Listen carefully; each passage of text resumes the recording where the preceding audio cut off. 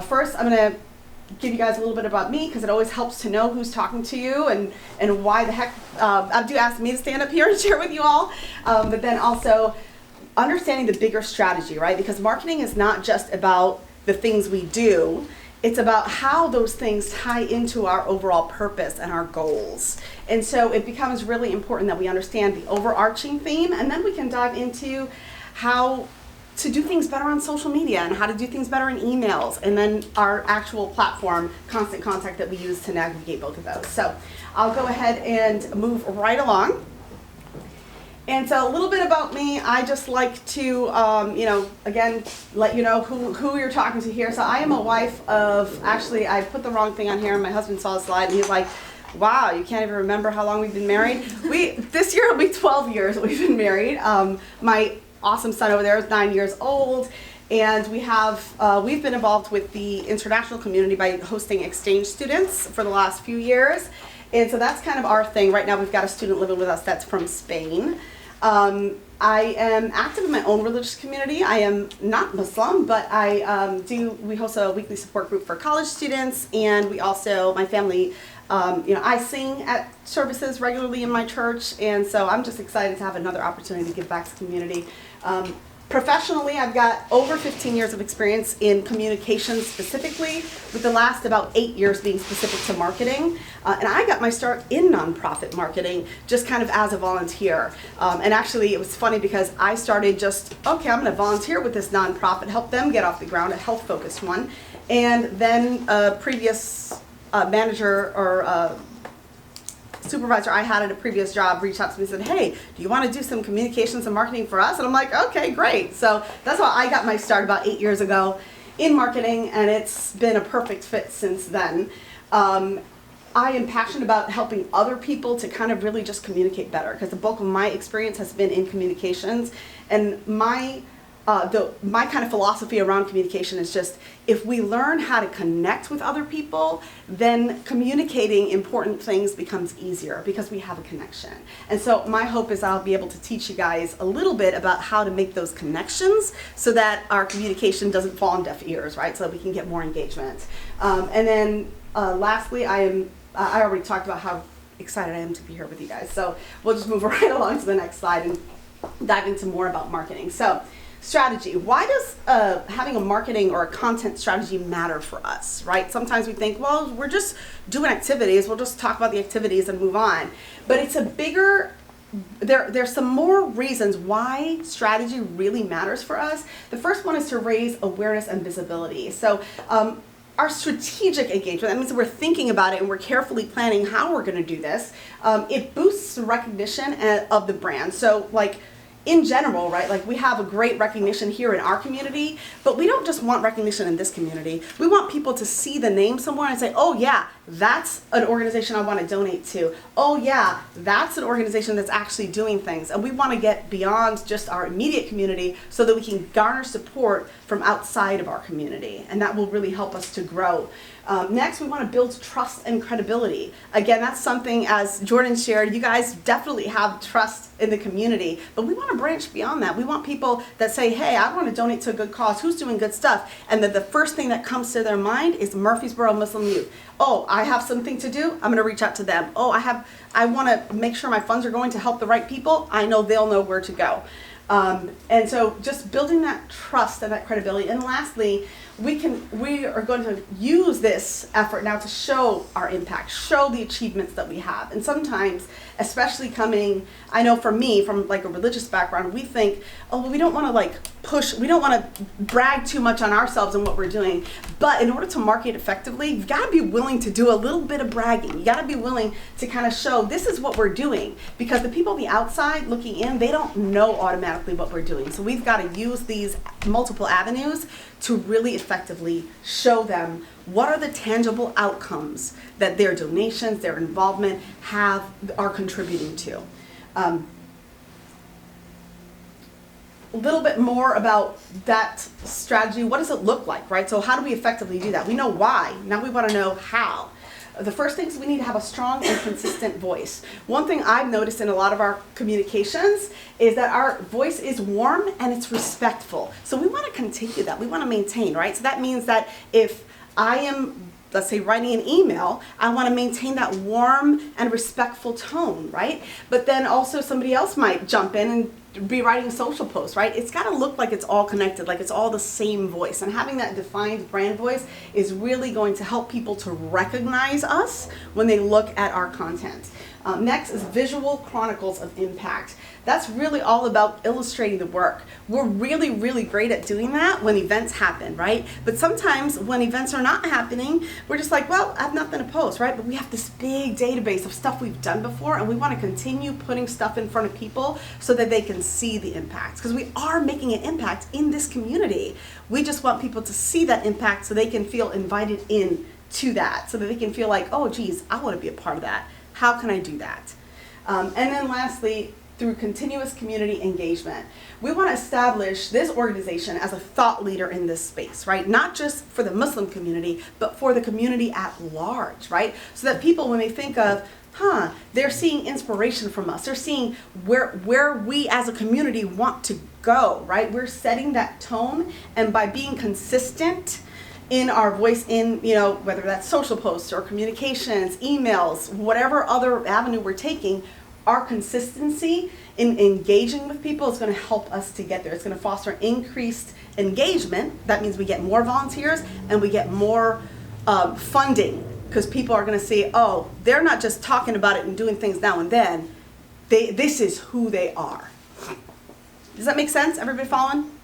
Okay, so I've sprinkled a few kind of breaks here because I'm talking a lot and I'd like to hear from you guys. So we'll be a little bit quick here. I've gotten an opportunity to hear from all of you already, but we're going to take a little break here. And I'd like you can just say your name. We'll go around the room. We'll go the opposite way now, right? And you can pick from one of these things and just share with us. I will go first. So my name is Debbie, and my go-to comfort food is arroz con gandules, which is Spanish rice and peas, and it's like my memory from childhood that always brings me back and makes me feel good. So, who's next? You can pick any of these topics and just share with us. Okay, my name is Nadira, and my go-to comfort food is pizza. That's a good one. That's a good one. My name is Masa.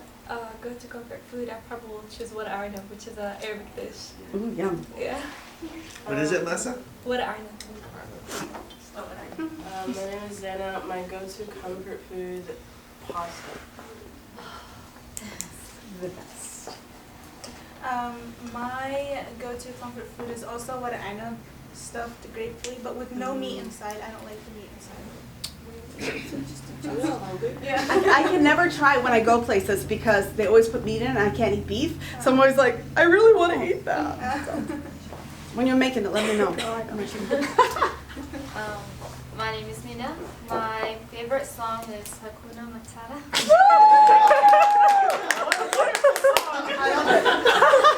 And I wish I was kidding. But I sing it often.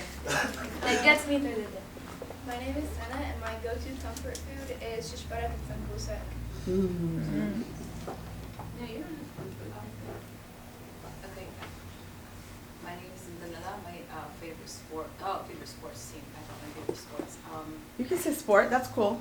Cartoon favorite. Maybe I wasn't such a child, but Phineas and Ferb. Oh. My name is Hiba, and my go-to comfort food is literally any food, especially his mom's, and my daughter's dessert.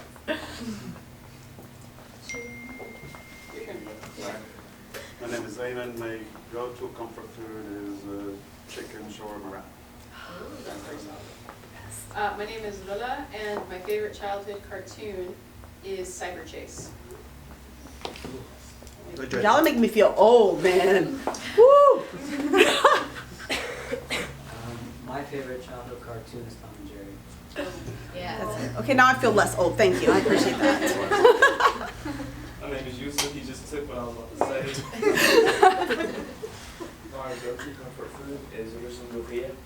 Really? I'm not. We're all learning things about each other now. This is great. My go-to comfort food is my grandmother's cornbread recipe. Okay. Right now, my go-to comfort food is Girl Scout cookies. Oh, yes. What flavor? We're in a Tagalog phase. Normally it's stem mix though. I just forced my student from Spain to try like all of them. I'm like, you have to. This is how you become American. You eat all the cookies. Part of the culture. My name's Yahya. Childhood favorite cartoon is SpongeBob. Favorite cartoon probably was Conan or Adnan. You guys know that cartoon. I'm old. Okay, don't judge me for this, but my go-to comfort food is soggy cereal.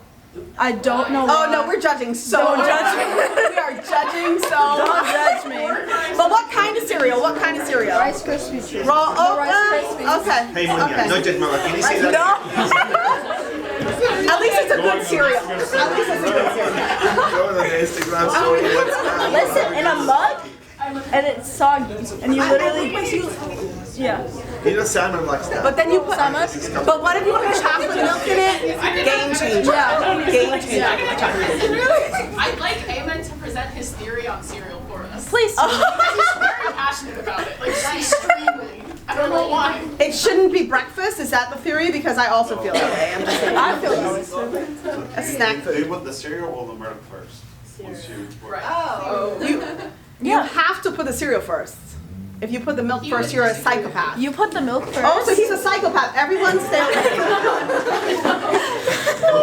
I knew it. I bet you put the sock and the shoe on before you put the other one on too, right? That's Here's the thing, when he, like, so I don't know why this came up, but he was explaining it in a group chat somewhere. I think after you were in this group chat. But his explanation was like the most technical thing I've ever seen in my life. And I was like, are you an engineer? And he goes, yes. That makes, yeah. I could follow. Okay. All right. Okay. You're forgiven. You're no longer a psychopath. Okay. I just knew he was, but now I have reasons. All right. We'll go right back. We'll jump back into it. Okay. So we're going to talk about social media right now a little bit. So I'm just going to share my 5 tips. I share them frequently. I actually share a lot of tips on like LinkedIn often, and these are my biggest 5 tips that honestly, so one thing I'll kind of preface this, like a lot of times when we think social media, we think, oh, this is a beast, right? The algorithms change all the time, so you never know what to do. And then it's like, if I have to keep up with all the changing algorithms, there's like 85 different master classes you're selling, and by the time you take the master class, that algorithm has changed, and so it doesn't matter anymore. So these are like tried and true. Like I've been on social media a long time. I'm not going to tell you how long, because then you're really going to know how old I am. But it works, right? It works if we do this and we're consistent and we do it across the board. It doesn't matter how the algorithm works. It doesn't matter. As long as you stick with these 5 tips I'm going to share, it makes sense. And if we can think about how we're going to incorporate them into what we're posting for MMY, it's going to make a big difference, and you'll see increased engagement. So not just people that are just, because we don't just want people following us, right? You want engagement. You want people that are commenting and interacting with it and giving reactions, right? Because that's how the posts get more spread, right? Is by the interactions. So here, first, tell a story. Great posts don't just convey facts, they paint a picture that is inviting the reader in to be a part of the story. So that's why it's really important. So whenever you're writing something or you're putting something together for social media, it's not just about sitting here and saying, oh, this looks nice, look what we did, right? I want to tell a story. So I stop, I look back and I say, is this telling a story? If it's not, I'm going to go and start again. I'm going to say, okay, let me try and mix this up so that the reader is invited into something. It's not just this, look what I did. It becomes, this is a story and you're invited to be a part of it. Next, mix it up. Sometimes we get so stuck on this one thing, right? Like, oh, great, I really love posting pictures, but we want to mix it up. You don't just want it to be a whole bunch of pictures. We want to diversify the content. We're going to do questions, right, to invite people in to interact, right? We're going to do stories like we talked about, inspiration, right? So it's not always, sometimes we think, well, we didn't have an event, so I have nothing to post. No, sometimes it's just that picture from last Thanksgiving's event, and it's like a quote or a scripture or something that's meaningful that somebody might connect with. And you never know who's going to connect with it, but it's going to be somebody different every time. And so we're going to think about not just saying, this is what we did, but also, This is a story I'm inviting you to be a part of. This is something funny. This is a question I'm engaging. What's your favorite food, right? Like, look how all of us just shared something right now. We're inviting people to be a part of the story. And then you can use different content types. So we're talking, you know, short form video, pictures, conversational posts. We want to keep it with a lot of variety, because the variety is going to keep our content fresh and going to keep people coming back. Next is, it's going to be about engaging our audience, okay? This is a big one, okay? This is where we can sometimes fall short when we don't think about the other two, is in engagement. Social media is a two-way street.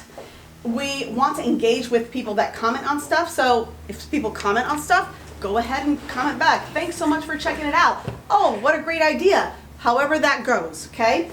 And the more comments will lead to more views, and more shares lead to greater visibility. That's what we want. On social media, it's all about the more people see our stuff, the more opportunity we have to increase our impact by getting more donations, by getting more volunteers, right? You want that to be circulating. And then next one here is keep the conversation going. We don't want to miss the opportunity to contribute value or connect with others. We're going to engage with post stories and content from other creators, right? So, for example, Murfreesboro Cold Patrol, they post something, it's something that we're like, oh, that's awesome. It's not just enough, right, for us to just say, oh, that's cool. No, I'm going to go on her post and I'm going to say, hey, this is awesome. We love what you're doing for the community. Or, wow, that's great. Let's see how we can work together. I'm going to do that with other creators, other nonprofits, other individuals, because the more places that your name is, that's more opportunities for somebody to click and see, oh, what are they doing? Oh, you know the organization I'm volunteering with? What is it that you guys do? Maybe I'd like to do that with you too, right? So it's increasing increasing, by keeping that conversation going, we're increasing the ability for people to see what we're doing. And then last and certainly not least, consistency is king, okay? None of this stuff matters. All this stuff is great strategy, but if we're not consistent, it doesn't matter. Yep. So question on the consistency. So actually the first question I have is, do you have examples later on in the presentation? I do not have examples, but we can definitely kind of talk through some. Okay, yeah, well my question for consistency is like, what do you consider to be consistent? Is it like daily, hourly, like? So platforms matter, right? One thing I would say, big one, I personally, like I do social media for professional organizations all the time.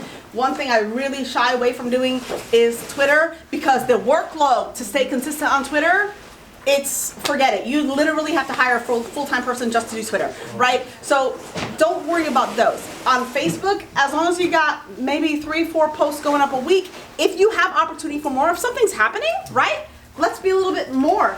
But at minimum, when nothing is happening, maybe you think about a schedule that's easy, Monday, Wednesday, Friday, or a Tuesday, Thursday, Sunday, right? Like you're thinking about something, and this is all stuff we can schedule in advance so we don't have to think about it. You set maybe 2 hours on a weekend, put all your stuff together for the month, and all your basic stuff is running now at least 3 times a week. Facebook's like that. LinkedIn, you can even afford to go a little bit less on LinkedIn, because LinkedIn is one of those sites that, because it's designed more for professionals, it requires less engagement in order to get views. So you probably can do twice a week on LinkedIn. On Instagram, the one big thing that works right now is Reels. That may change, but right now it can be a simple reel, and the tip to get more engagement is you're not just gonna post it, you're gonna post it into the stories. So you can literally kind of mirror Facebook and Instagram pretty much, and then LinkedIn is the only one that's a little bit different. So I would say 3 to 5 is your sweet spot of posting weekly. One thing you want to kind of shy away from, even talking through consistency, you don't want to do like 10 posts a day, right? That's going to bury you in the algorithm. In general, if you're posting so many times a day, they're going to think, oh, this person's putting spam out here, so we're just not going to show their content to anybody else. So 3 to 5 times a week is your sweet spot. That's like your minimum. If you want to do more, I would say like 1 post a day should be sufficient. And 1 post a day doesn't mean I have to be ready every single day to do that. We're going to use some tools so that we don't have to be tied to a phone, tied to a computer all the time in order to get this accomplished. So then I think, the other thing I think, did you mention TikTok or did I? No. We also have a TikTok. Yeah. Okay. TikTok is a different animal, and it's a little bit. It can be a little bit complicated. If you kind of mirror this, as far as consistency goes, if you're mirroring it, so if you have content that you're already creating for other platforms, and you're just like, let me push it to TikTok too. You're testing. TikTok has a lot of changes happening, so all of it is kind of like a test, right? Like, so maybe I'll try 5 a week this week, see how it does. If I get more engagement, I'm gonna do a little bit more. If not, we're just gonna keep to that kind of like minimum 3 to 5 a week, so that we can keep stuff showing up in people's feeds. That's really the goal. Okay? Knowledge check. Here. We should all be able to answer this one by now. Which of the following is not a best practice that can help us build a consistent following? Using the defined brand voice, engaging with our audience, posting pictures, or arguing with people in the comments. Which do we not want to do? There you go. We don't want to argue with people in the comments, right? Sometimes the urge comes and you're like, geez, you are so, like, it's better for you to hide that comment than it is for you to engage with it, because the more you engage with something, the more people see it. So you don't want to engage with anything negative. And there's a lot of negative stuff going on here right now, especially everything happening in the world. We just don't want to do that. The question, sometimes, more often than we'd like, you get negative comments or negative feed shares on our post. Historically, we've decided about 3-4 years ago not to delete those comments, to keep them unless they're profanity. What do you think of that in marketing? I think, in general, as long as it's not something that's defamatory, right? And something that really, like, you're like, okay, anybody else that sees this is going to know that this is like a troll that's doing nothing. Leave that there. But if it's something that may damage the brand image, it may damage the way people are seeing, then you want to take that off. There's kind of like 2 different schools of thought. There's one option that comes up that says hide, and then there's delete, right? I lean towards delete, because hide only means you can't see it. It doesn't mean other people can't engage with it. So that can be problematic. So hiding stuff is not as effective as deleting. The only time I wouldn't delete is if it had been there for an extended period of time before you saw it. So if that comment, like, let's say we're off, right? Where nobody's here, we're focused on other things, people are busy, and somebody posted something negative on a post, and they did that 4 days ago. If I go back and delete that now, that's gonna look like I've got something to hide. If you catch it and you see it and it's like been less than 12 hours, go ahead and delete it. Because the chance that other people have seen that comment is lower. If it's been up for a long time, you you don't want to go back through stuff and start deleting stuff, because then that looks like, oh, they got something to hide, right? Does that make sense? Yeah. Okay. All right, let's see. Now we're going to talk a little bit about emails. So there's a couple of things here. I'm going to go through some kind of best practice, and then we're going to just talk about some testing opportunities that we have, because everything, just like with social media, it's trial and error. So we're going to try and see what works with our audience. Why? Because the people that are following us, that are actually tuned in and signed up for an email list from us, are unique. And so what works generally, broadly, may be a little bit different. So there's going to be some testing that happens, and we'll talk about that next. But first, there's 3 main things we always want to think about. First is your subject line, okay? Subject lines, we want to craft a compelling subject line that unlocks higher open rates. So subject line, it's okay to be a little bit like cheeky and like you want to get somebody in there, right? So sometimes I'm going to say, oh no, what happened, right? And then what's going to happen if you see it in your inbox? You'll be like, what do you mean? I want to see what happened, right? Like, you want to think about things like that. We want to engage. There have been a lot of reports that say when there's emojis in subject lines that people tend to open them more often. Go ahead and do that. Another big thing that helps with just getting people to open emails, which sometimes is half the trouble, is using the name. So our email server has an option where we can just pull in from the list whatever the name is, and you put somebody's name in the subject line. And think about it for yourself. If you get an email, right, Asma, that says, Asma, here's your opportunity to jump into this, versus come volunteer with us, which email are you opening? The one with my name. The one that looks like it's coming to you. So we want to kind of leverage those things in subject lines just to get people, if you can get it open, right, that's half the battle. Just to get people to open the email. Next, content matters. Good content yields better results, okay? We always want something that has a clear branding. We're weaving in storytelling, so some of those same things we talked about earlier about the overall strategy, right? We don't just want something that just says, hey, do this, right? We want to say, hey, your impact has meant a lot. This is what we've been able to do with it. Would you like to join us again? And then some ways we can do that, storytelling, testimonials, right? You guys have great content on TikTok where you have stories being told. We can pull all that stuff into emails. There's no reason why we can't do that, right? Because some people will click on a video to watch it before they'll ever actually read through copy, right? So think about leveraging other ways to do that. And then we want graphics, images, videos, emojis, break up content, and make sure people are actually paying attention. Because if it's just a block, I mean, think about for yourself, right? If I get an email, it's just a block of writing, I stopped at sentence number 2. Who has time, right? So we want to break it up. Throw some pictures in there, throw some emojis in there, throw some things that are going to like, oh wait, there's something there. I probably should focus on that. And then lastly, the CTA, right? It's call to action. Call to actions count. We want to use persuasive and clear calls to action that direct to something specifically. So one thing I see happen, not in this organization, but I've seen happen a lot, is we'll have too many things like do this and then do that and then do this, right? People don't know what to do. You give people too many options, they're not doing anything. So we want to have a clear call to action. If this email is about a specific event, we're going to say, this is how you do that. Click here to do that. And we're strategically going to weave them throughout the email. Why? Because there are some people that I'm committed to MMY. I saw an email come in. I know it's about something.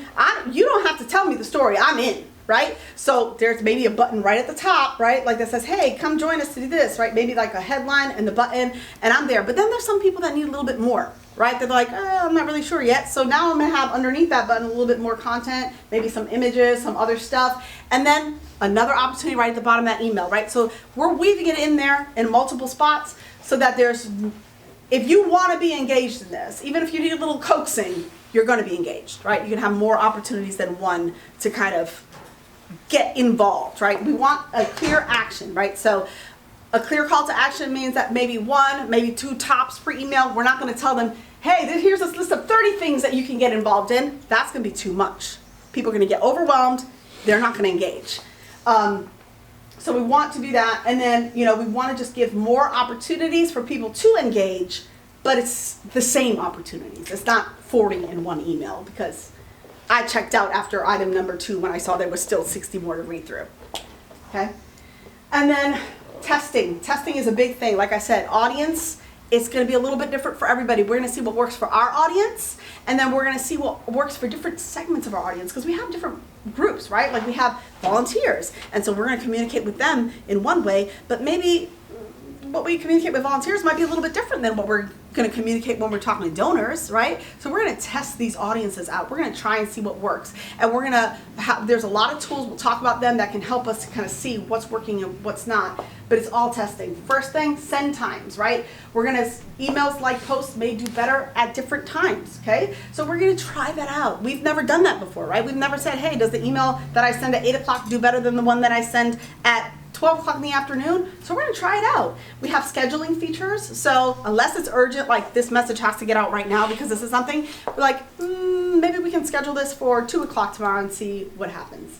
Okay, we can get some reporting afterwards and see what makes more sense, right? Did we get more opens at 2 o'clock on a Thursday, or did we get more opens on Monday at 8 a.m.? Same thing, we're going to try out. Does this subject line grab somebody? Did I use emojis? Did I use somebody's name in it? What was the difference between this one that had a, 12% open rate and this one that had a 50% open rate? What was it? Was it the time? Was it the subject line format?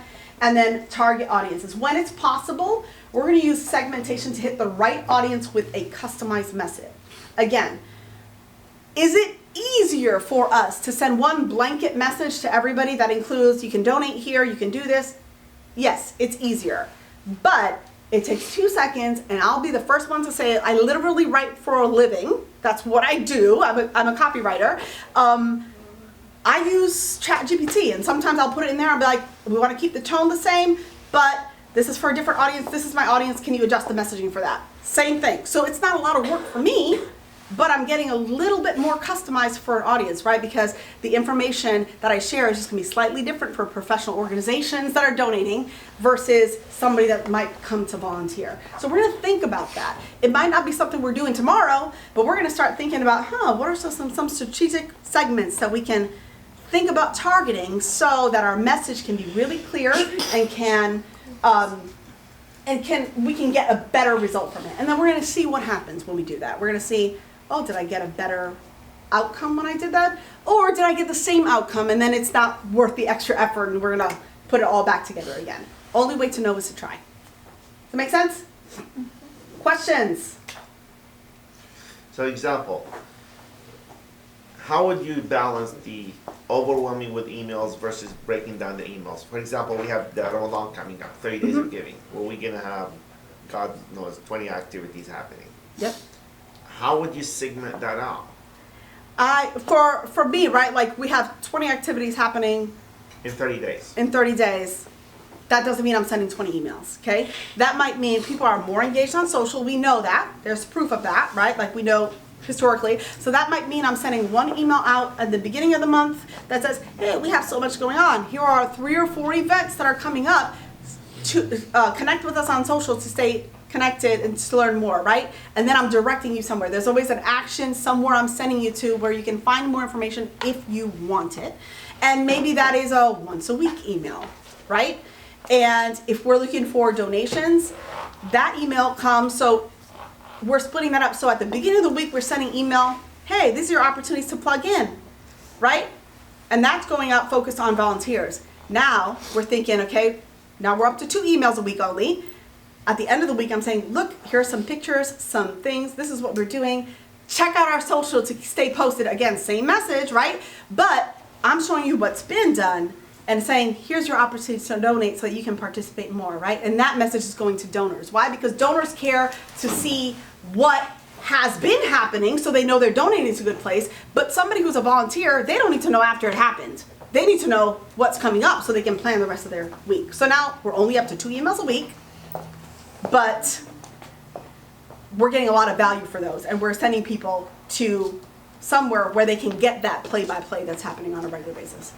Follow up to that. So last year we've done a calendar. So would you recommend that we continue doing something? Calendar's a great idea. Everybody interacts differently. So there's some people that are going to be like, great, let me see the calendar. There's some people going to be like, no, I want to see pictures. There's some people going to be, so the more options you have, it's great. Put a calendar on a website. People can go check out the calendar. We're going to give them an option. Connect with us on social to see how it's going and check out the calendar to see where you want to plug in. Okay. Thank you so much. Any other questions? Any unrelated questions? I had a question earlier. So you said we had certain tools that we can use so that we're not on social media every day trying to post out things. What exactly are those tools? So we've got constant contact, and we're going to dive into that as our next topic. You can literally, it's phenomenal. It's a tool. You can schedule the calendar, spend 1 day a month, schedule out your calendar for the rest of the month. You don't have to touch it again, unless something happens, right? Something special is happening that was all of a sudden, we're doing an urgent drive because something happened in another part of the world that we want to hop on. But then it doesn't become overwhelming because I'm not on social media every day posting this stuff and then have to figure out when I'm also going to share something extra that happened. For the type of work that we do, you think which social media platform we should be more active on? I think Facebook and Instagram is your sweet spot. For donor relations, LinkedIn is a great place to get some donors. So that would be the only thing that I would say LinkedIn for, but Facebook, Instagram is your sweet spot. TikTok is so finicky that it's almost like we're just gonna push the same stuff and see what happens with it. Like, don't put so much energy on it because the amount of return you're gonna get on that is very low unless you're paying for stuff. And it's not, with the amount of reach you can get organically on other platforms, it's not really worth it to pay for it on any other platform. I want to actually follow up to Mina's question. So when you're talking about looking at the success rate or the click rate or opening stuff like that, does that tool also have those statistics? Yep. Okay. That's what we're into next. Woohoo! Yes, you see, you guys are right on.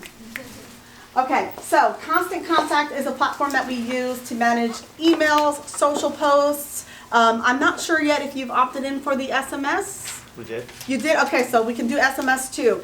SMS, I would, as a I didn't know we were doing SMS yet, but just as a heads up for you, this platform is like, it's great. You want to be really sparing with SMS. There are a lot of federal guidelines around text messaging, and you can get into a lot of trouble really quickly. So unless you have a really specific group like volunteers, we're going to send this text message out at this time to volunteers for this thing that's happening, great. But if you don't have that, like I wouldn't use SMS for donors, I wouldn't use it for other audiences, because you can get in a lot of trouble really, really quick with SMS. Even if they opted in?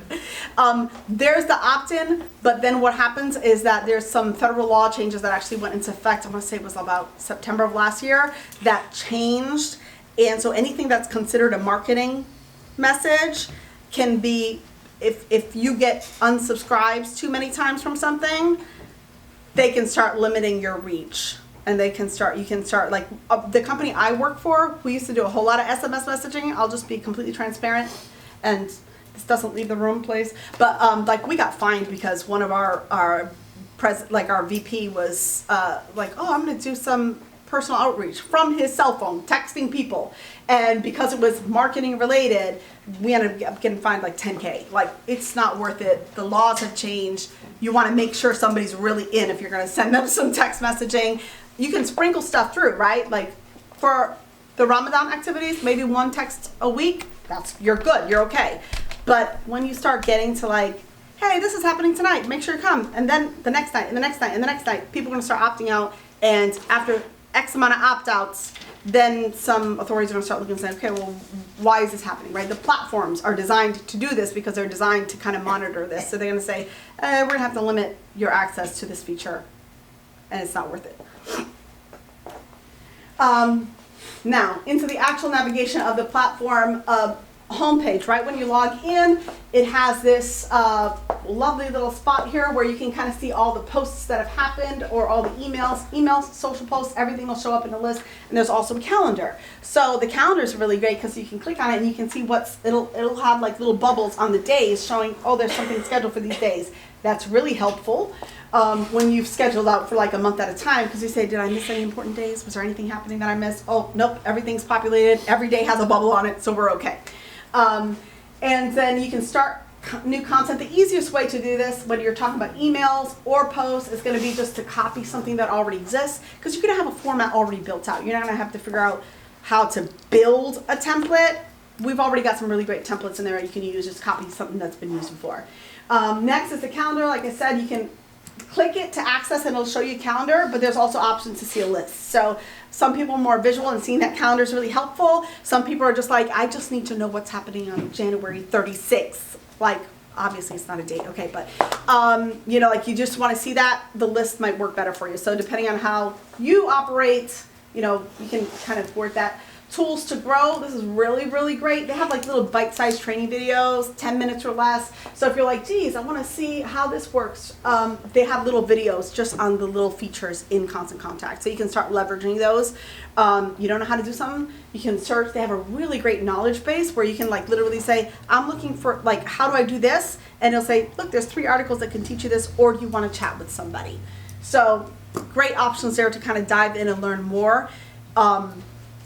For the most part, I haven't had to do too much of that because it's such a straightforward platform that just kind of shows you that. And then it does show you general information here about like growth, overall open rates in the last, like a drop down. This is, there's more reporting, which we'll go over later, but this is kind of like a good quick view, right? So we can say, oh, look, ooh, contact growth, it's down by 22. People, right? So that means, let's find out. Let's start looking and seeing who's opting out and why, right? We're gonna kind of look into those things, and those things will help us overall. But then you see emails, people have gone down, but social audience growth, we're getting more followers, so that what we're putting out is doing something, okay? And it's kind of just saying, okay, where are we gonna put this energy, and how much are we deciding is a reasonable loss or a reasonable gain for a particular period of time.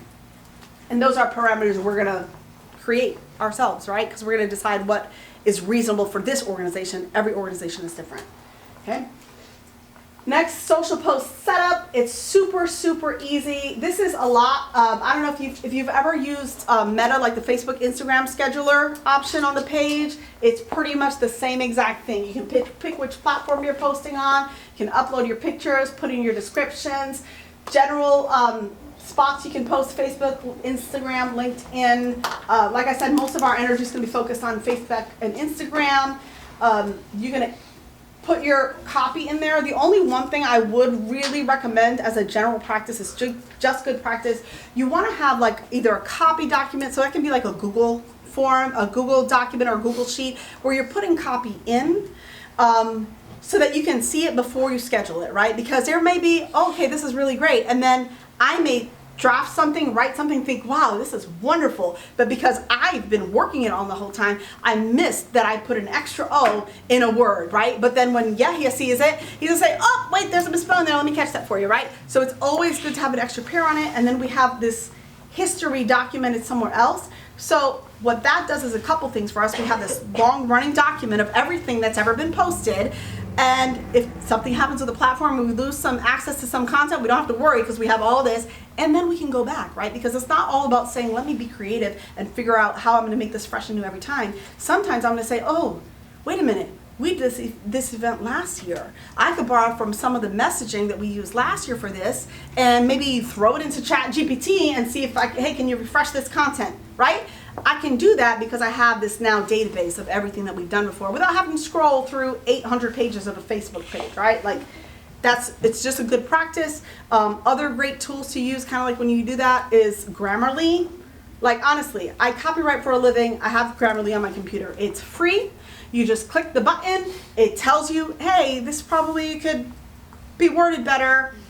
Leverage everything you can to make something really effective, so that you don't feel like you have to figure it out all by yourself, because you don't. There's so many tools out here that can make it easier for us. And then once you have something approved, you're going to take that and put it in here, build out your post, and schedule it as appropriate. You're going to, again, this is an opportunity for testing, so maybe the first few times we're just going to say, okay, we're just going to put this anytime, but then we're going to kind of see, that post that we did on Friday at 7 p.m. seems to do better than when we post on Tuesdays at 3 p.m., so I'm going to try that again and see what happens, right? We're going to kind of do that.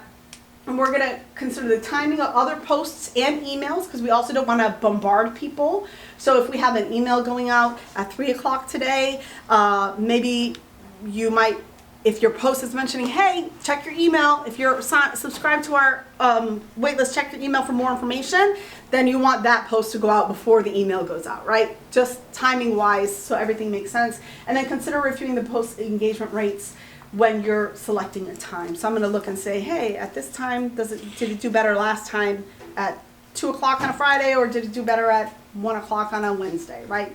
Just thinking about those things so we can get the most bang for our buck, if you will, as far as your efforts. Any questions about scheduling or about the social media? Yes. So for us, actually looking back, for us, we tend to default to like a WhatsApp group. Like, and so at like all the posts that we have, a lot of times, like, yeah, sure, we have it on like Facebook, LinkedIn, or Instagram or whatever, but a lot of our communication is through the WhatsApp group. And so I was wondering, like, do we need to consider a strategy to deviate away from? I don't think you want to deviate away from it, but I think you can leverage things a little bit differently, right? Because you can drive traffic to social media by using that, like, hey, we, instead of the WhatsApp group that has all the information, now we're saying, hey guys, we've got information posted here about, this upcoming event, check out this. And now I'm giving you a link in there instead of putting all the information, right? Because now I'm getting more engagement on social from these same people. Most people are on social media. Unless you're like 80 years old, you're probably on social media, right? So we can send you somewhere to get the information. And then that also gives us the ability to see, okay, who's engaging, right? Because you also have people in a WhatsApp group, then it may be a big old WhatsApp group, but not everybody engages, right? So every once in a while, you're like, is this gonna, who's engaging with this? Oh, look, they liked the post on Facebook, right? And you can give other instruction there, like, hey guys, we really need your help, right? Because this is your community in a WhatsApp group. We really need your help. If you can share this post, here's the link, right? So we can get more engagement, right? Now you're getting other people to kind of do this leverage work of for the organic growth, instead of us having to pay to boost a post to get more views, and now I'm leveraging the community we already have to kind of get more activity from it. Okay, next, email setup is really simple as well. We've created a really good template that's kind of like your basics, and it literally in the template it says, put your headline here. This is what a good email includes. So you don't have to figure it out. Like, you're not going to remember everything from today, right? But you can go in there and say, what was I supposed to in here? Oh, great. Yep, this is where my headline goes. I'm going to put that here. And so you can kind of use the template. You're just going to copy it, keep running with it. Best practice for placement, you want to have a header image. Like here we've got one, Murfreesboro Muslim Youth. I would kind of keep that like pretty basic, just so you don't have to continue changing it out every time. And you can put other images throughout the email to keep, again, we want to keep people looking at it. You want to have a headline that's nice, big, bold copy. There are some reasons why you'll see the button and the headline is blue. Blue is a color that historically, if you could, I can send some articles if anybody's interested, but that inspires confidence. It inspires trust in people. So even though we've got some other colors in our branding, right? We've got red, we've got green. Red is kind of like a stop. So the chances that somebody's going to click on a red button is a little bit less than the chances somebody's going to click on a blue one. So it's kind of like it's built out with best practice in mind, but you know, little things like that that will help us to get more engagement. And then, you know, headline, bullets, buttons, you can drag and drop. So if I'm like, okay, this is great, but I want a video in here, I'm just going to go here, drag it, and then it'll have a spot for you to just pop the link in. For videos, you want to use like Vimeo. Like something that's loaded on Vimeo will not have any like logo or anything on it, which is good. Or you want to use a video that's on YouTube. It'll have a little YouTube logo, but those are the only ones that will work. If you try to put like a link for like a Facebook video, it's just not going to work. It's not going to populate in the email, and then you're going to have some trouble with it. And that's generally like across, like I've worked on, this is probably the 5th or 6th email system I've worked on. The standard across the board is usually Vimeo or YouTube. So if you have a video like, you're going to do like, hey, this is what's happening this month. You're going to do a quick video instead of having to write everything out. Just say, okay, we're going to post this onto YouTube or somewhere, or Vimeo, or wherever is the best place for us, so that I can use it in this email.